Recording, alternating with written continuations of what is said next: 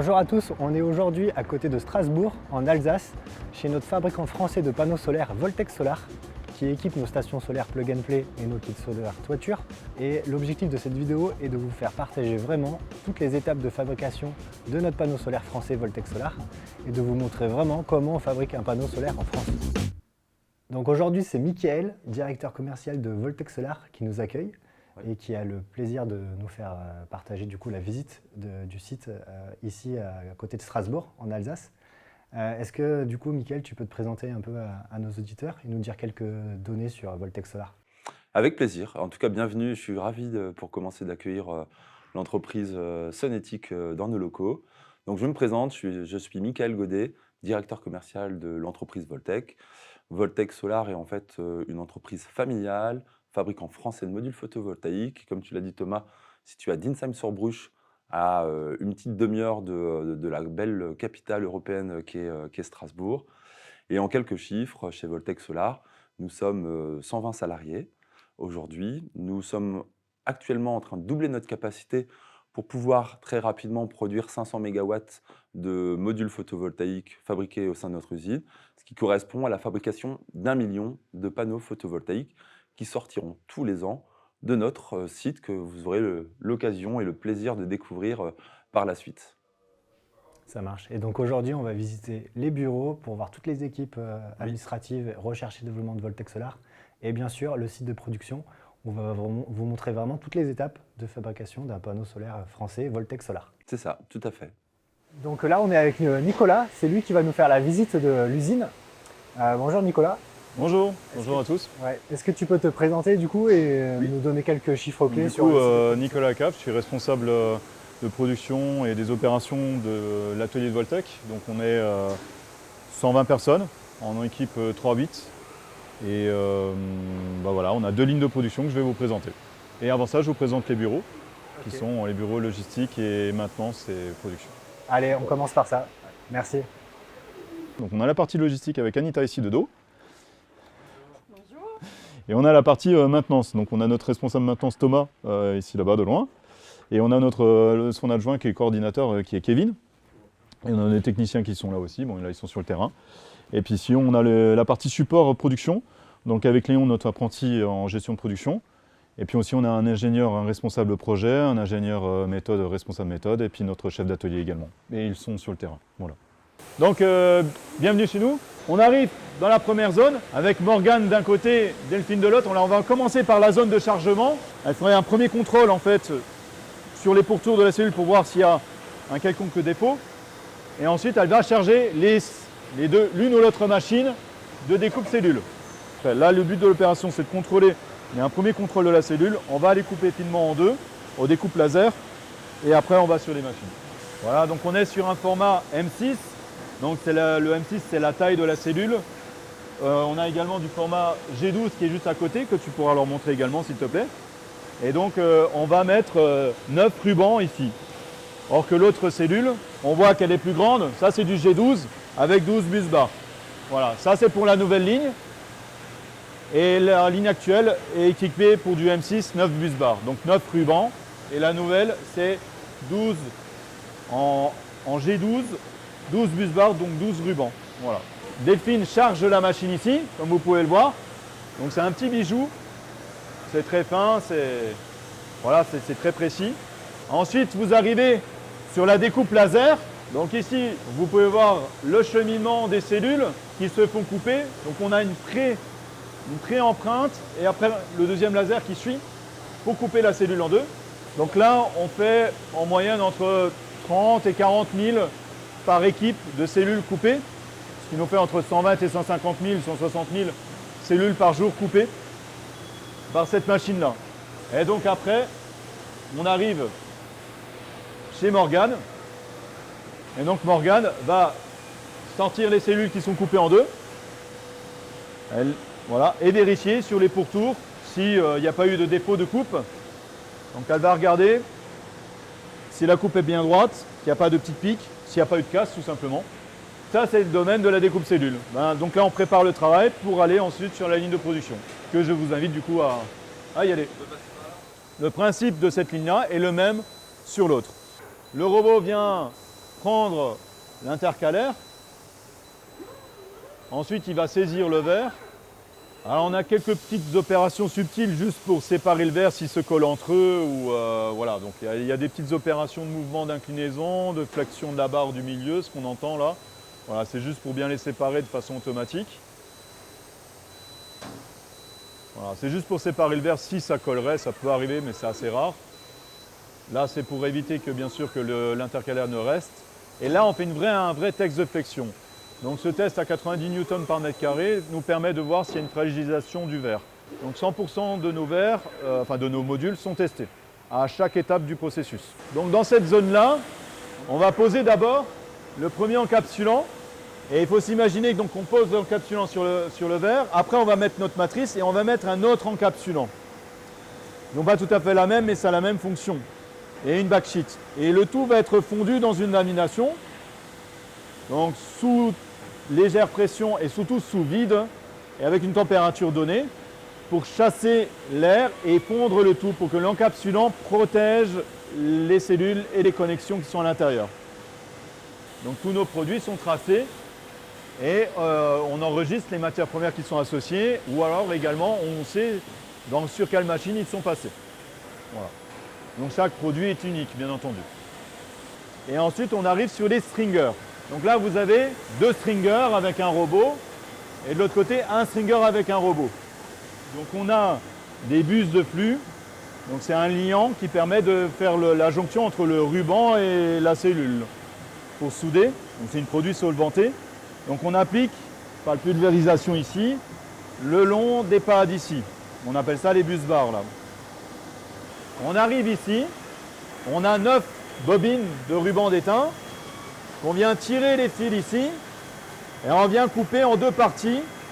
Et donc, il y aura des rubans qui vont partir du dessous pour arriver au-dessus et ainsi de suite pour aligner et assembler le tout. Ensuite, vous avez l'outillage, on appelle ça les serre-plans, là, les cassettes là, qui sont en circuit fermé. Cet outillage-là est posé dessus sans casser et permet une homogénéité de pression sur tous les points. Parce que le plus important, c'est de souder, bien entendu, sur chaque point blanc que vous voyez là. Idem, il est un peu plus important sur la face arrière. Donc cet outillage-là nous permet d'avoir une homogénéité de pression parfaite, mais sans casser la cellule, parce qu'elles sont très fragiles. Ensuite, ici, vous pouvez remarquer qu'il y a des plaques de chauffe en bas et 2 unités de lampes à infrarouge. Alors toujours avec un principe de préchauffe-échauffe, bien sûr. Et donc là, on va souder nos cellules qui ont été avec une empreinte de flux dessus pour pouvoir assembler, les assembler entre elles pour constituer un string. Donc on appelle ça un string, d'où le nom des machines stringer. Un string, c'est une chaîne de cellules. Tout à fait, assemblé. Et donc le résultat il est là et puis on le verra à la sortie. Donc là, vous avez le robot, l'EOP, qui va constituer la matrice. Donc là, vous voyez que la matrice, le verre avec le VA, il arrive par la gauche. Le robot va prendre un des strings qui est complet. Il va le mesurer entre les capteurs et le positionner le plus précisément sur la matrice pour garder toujours le même espace et la même orientation du string sur sa matrice. Voilà. Donc en sortie de ces 2 robots, on a donc nos strings qui sont dans le mode portrait. Donc elles sont toutes connectées entre elles. Et maintenant, c'est de les relier entre elles et de ramener le courant d'un côté. Parce que là, on est sur un modèle, une seule boîte de jonction. Mais on peut avoir une boîte de jonction de chaque côté. Donc, je vous explique maintenant cette machine. On va prendre les ribbons ici. On va les couper en 2 morceaux ou un morceau. Vous voyez, ça coupe. Enfin, ça a été coupé. On tire ici les rubans d'interconnexion. Donc, c'est ceux qui sont sur la largeur du module. Ensuite, c'est aspiré par Venturi. C'est ce qu'on voit, les petites têtes noires là-bas. Le module là-bas au fond, vous voyez, il est centré. Ensuite, on lève la matrice. Donc, on lève les cellules, les strings. On positionne les rubans dessous. Et on vient souder avec les têtes noires. Les têtes noires là-bas, c'est des têtes à induction. Voilà. Et donc on va relier les strings entre eux par le côté de la largeur du module, des 2 côtés. Donc vous avez la même chose en symétrie de l'autre côté. Alors, on arrive chez les filles. On a de nouveau Quattar et Dina. Elles vont d'abord poser du scotch. Alors c'est un adhésif qui a la même propriété que le VA. Donc elle va fondre en lamination, ça sera transparent. La seule différence, c'est que c'est adhésif. L'idée de ce scotch, c'est pour pas que la matrice bouge dans la lamination. Pour pas que ça se colle entre elles, les strings. Ça, c'est la première opération.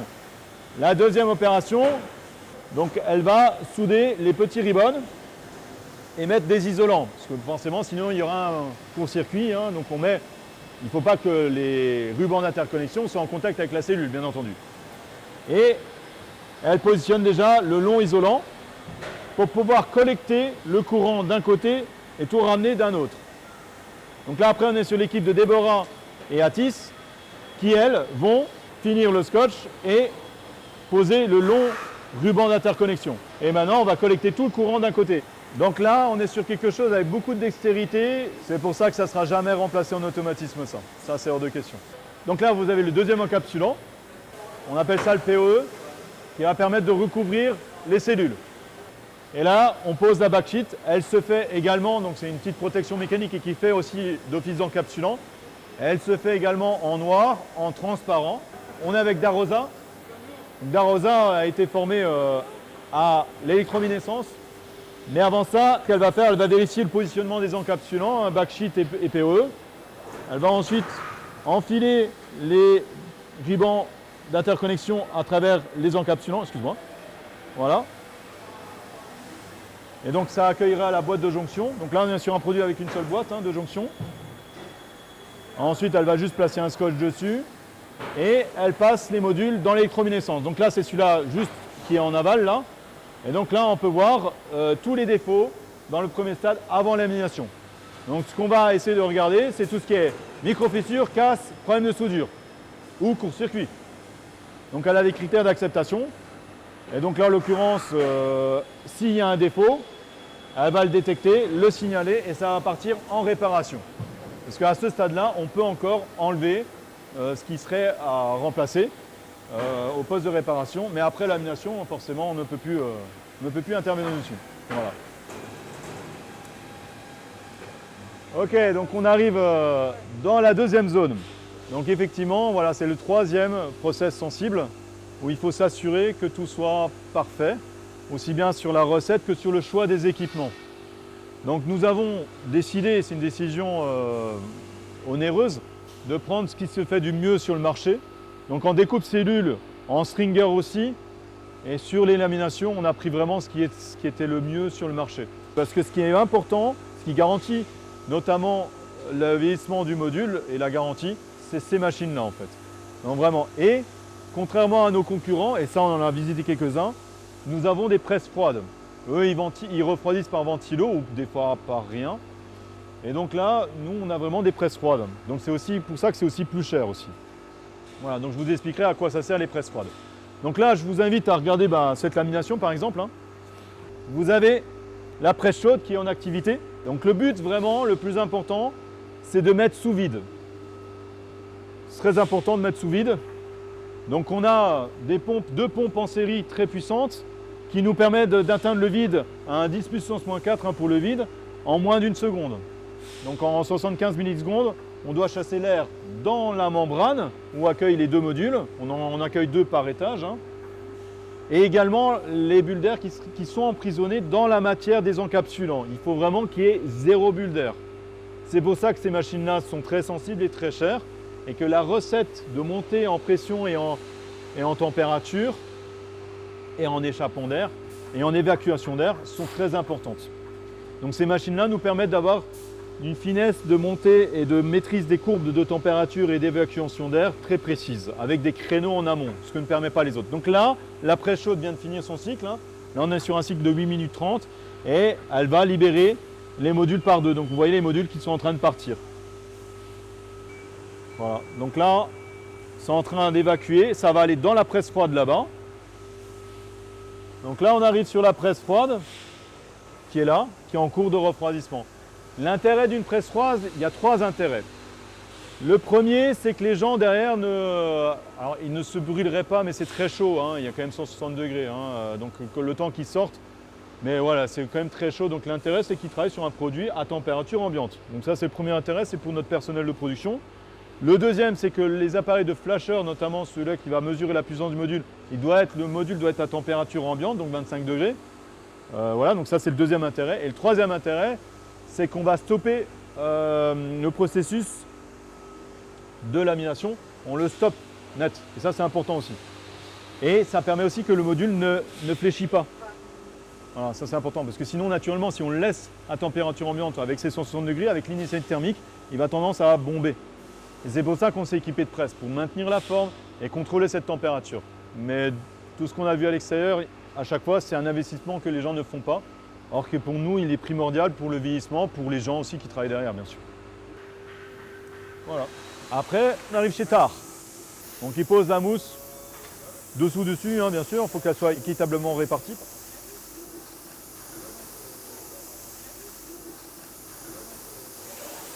Donc c'est le liant quelque part au cadre. Donc il enlève le liner, donc là on est sur la partie collante maintenant. Et il vient appliquer un liant en fait pour une meilleure adhésion du cadre lors de l'emmanchement. Ensuite, la machine d'après, la cadreuse, elle va prendre deux petits profilés sur la largeur, deux longs profilés sur la longueur bien sûr. Elle vient positionner sur les quatre côtés du coup dans la machine. Donc là elle est en train de positionner les profilés de part et d'autre. En dessous, il y a le module qui passe. Il est centré. Elle va lever le module. Voilà, donc on lève le module. Et dans le coin là, on va emmancher. Donc on emboutit dans ce coin là-bas. Là, on va ébavurer les coins des cadres. Et on arrive sur le poste d'Abdel et Ava. Donc là, il va récupérer la boîte de jonction, où elle a été siliconée au préalable. Ensuite, il lève les ribbons, il va mettre la boîte de jonction et sa collègue d'après, Ava, va souder les connexions. Donc les trois broches, elle les soudera sur la boîte de jonction.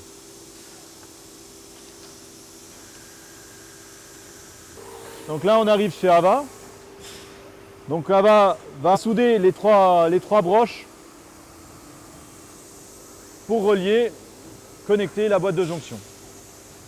Et ensuite, on arrive sur les opérations de contrôle. Donc les moyens de contrôle, on a dans un premier temps un flasher.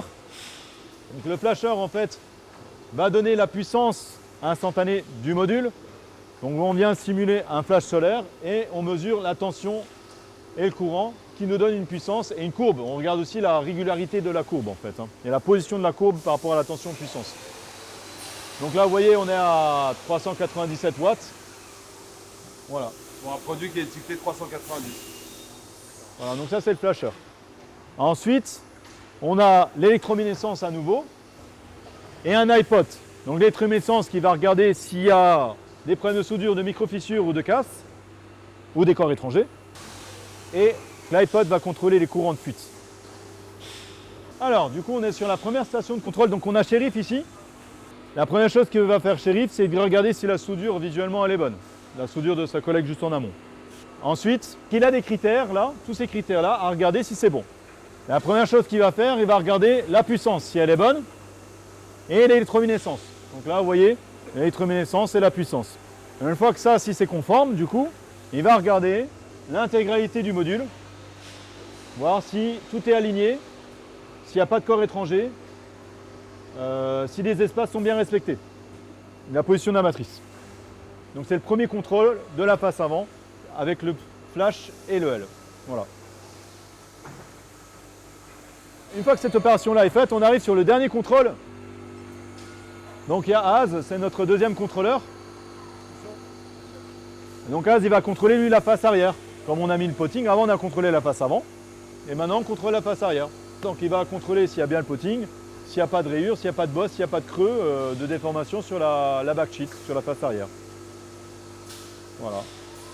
Donc on est vraiment sur une opération de contrôle final. Voilà. On arrive sur le portique. Et donc, en fonction de la classe ABCD, le portique va automatiquement, en fonction de la lecture du numéro de série, va placer sur les emplacements ABCD. Donc là, on est sur les classes A de ce côté. Et de l'autre côté, vous avez une B, une C, une D. Voilà. on arrive sur le dernier poste. Donc là, le poste de conditionnement avec Monsieur Wabi là.